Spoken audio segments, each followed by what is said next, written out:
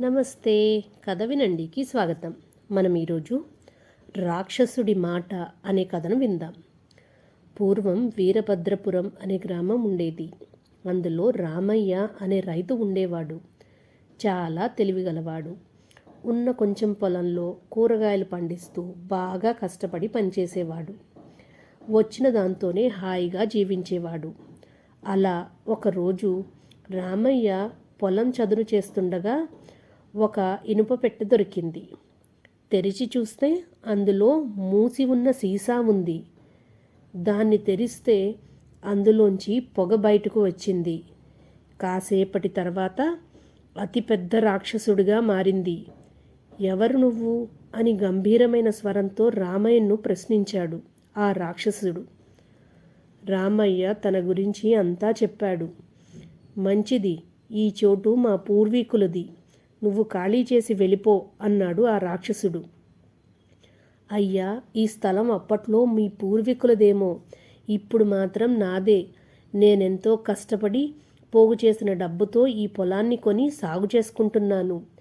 అయినా నువ్వు రాక్షసుడివి, నీకు పొలంతో పనేముంది అన్నాడు రామయ్య. రాక్షసుడికి తెగ కోపం వచ్చింది. రామయ్యను అమాంతం మింగేయాలని చూశాడు.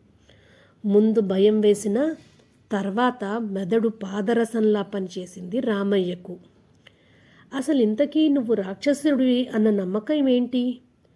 అసలు అంత పెద్దగా ఉన్న నువ్వు ఈ చిన్న సీసాలోకి ఎలా దూరావు?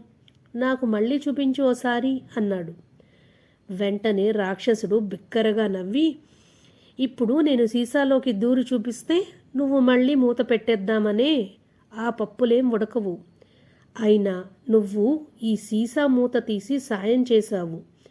పైగా నువ్వన్నది నిజమేలే. ఇప్పుడు నేను రాక్షసుణ్ణి, నాకు ఈ పొలంతో పనేముంది? నీకు మాట ఇస్తున్నా, ఇది నువ్వే తీసుకో, కానీ నాకు సాయం చేసి పెట్టు అన్నాడు ఆ రాక్షసుడు. ఏంటో చెప్పమన్నాడు రామయ్య. ఏం లేదు, ఆ సీసాను పగలగొట్టేయి, అప్పుడే నేను ప్రశాంతంగా ఉండగలను అన్నాడు. రామయ్య అనుమానిస్తూనే సీసాను పగలగొట్టాడు. ఇచ్చిన మాట ప్రకారం రాక్షసుడు అక్కడి నుంచి వెళ్ళిపోయాడు. హమ్మయ్య అని రామయ్య ఊపిరి పీల్చుకున్నాడు. కథ సమాప్తం.